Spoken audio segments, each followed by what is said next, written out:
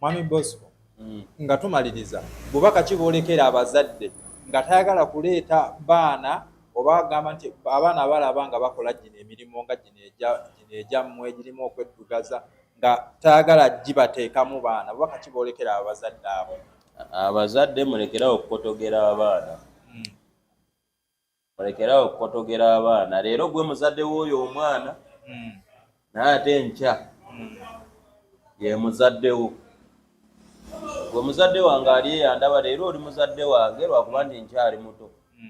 Naye mu biseera by'omu maaso ojja kuba okuze ng'ate nze muzadde wo. Nga tokyasobola kuva waka buli kimu nze nkikola ki? Nze nkikola, nze nkuleetera buli kimu, nze nkugulira engoye, nze nkukolera buli kimu. So mulekerawo okukotogera abaana. Be bajja obbayamba enkya gwe oba weekotogera naye lwakuba oba tokimanyi. Sente ozirina weeziri naye omwana tosaana muteekamu miliyoni 3. Abaana mubaleete bayige ebintu, abaana mubateekemu sente bayige emirimu gy'omu mutwe. Ennaku zino gye girimu sente. Nemukotogera abaana abazadde kye mbagamba. Ojja kunyumirwa nga kasente ko kali mu nsawo. Omwana ali ku kyalo ataaya yasiiba mu bakazi, asiiba mu ffene w'abantu.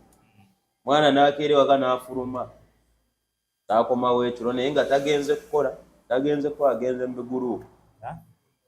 Gwe kennyini gwoba omwonoona. W'omukwata n'omuleetera Red Tent wano emutunde ku madaala. N'omuggyayo mu kyalo. N'amala omwaka nga tazzeeyo. Ojja mufunamu ebintu ebirungi. Oba n'asiga ensigo. Kyala jja tuuka mukungule. N'abaana temubakotogera. Olina akatale ke katumalirize Mwami Bosco wa Red Tent emutumbe wano ku madaala. Kati akatale keka ensobola obbagamba bonna abandaba. Nsooka kwebaza bakasitoma bange abazze bampagira. Bonna bentambudde nabo okuva lwe twatandika ekintu kino paka ne kati. Na mwenna batulangira zi bizinesi naddala nga mmwe kuba nammwe mutugattako nnyo. Ojja n'onkolako interview n'okwata kampuni eno n'onzijako interview n'ogiteekayo. Kiyamba abantu bangi abafuna essuubi. Okitegedde?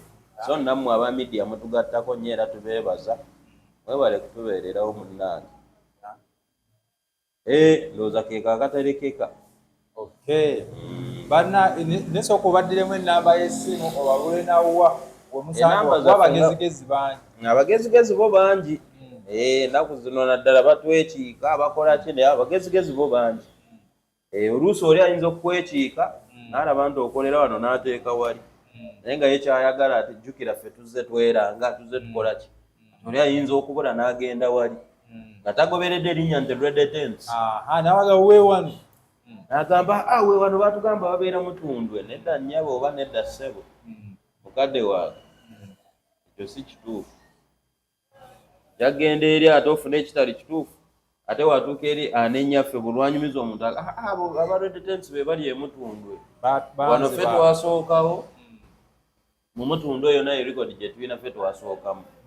Kane kati ffe tulimu waliwo abatwekiika naye nga erinnya erisinga okumanyika Red Tent.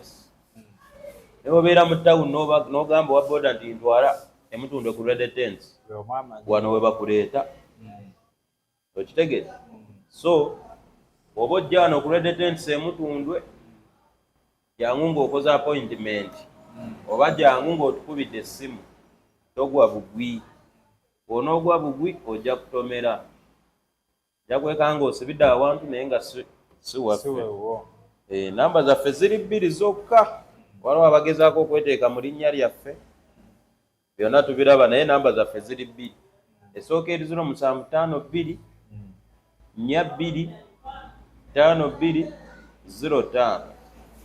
Eddako ya MTN eri 0789 34 18 93.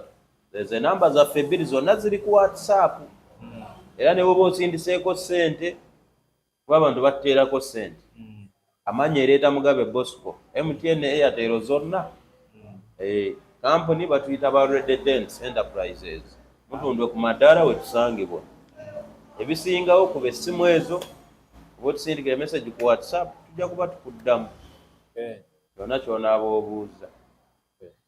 bannange nno eyo omukulu gwennyina olunaku olwaleero bannaye gwali eyo ng'oyagala okuyiga ebya ttenti jangu wano omukulu abeerawo ajja kukukolera ekintu ekirungi togenda gye banaakubbira ate ova eyo gaye nti banziba emutunde wano abeerawo ku madaala gweoyagala akola akattenti kateekamu byakulya byonna abikolera ddala neyanze nnyo omwami Bosco genda mu Krismasi baagaliza Krismasi ennungi n'omwaka omupya gwe babeere gwa mirembe 2026 tugenda mu kalulu Mukama atukulembere mu buli kimu atuteeremu omukisa yambaagaliza ennaku ennungi ab'eŋŋanda n'ab'emikwano bannange nno nange sigenda sukkawo wano y'omwami gwe mbadde naye olunaku olwaleero gwali eyo nga yagala okuyiga jangu okuyiga gye kuli ate tekuggwaayo oba wasomako oba tosomangako gwe jangu buzi mwami Bosco ajja kuba abikwasaganya neyanza nnyo mwami Bosco obudde bompadde Mukama Katonda akunkuumire baagaliza birungi byokka omwezi omulungi Ssaabasajja Kabaka awangaale.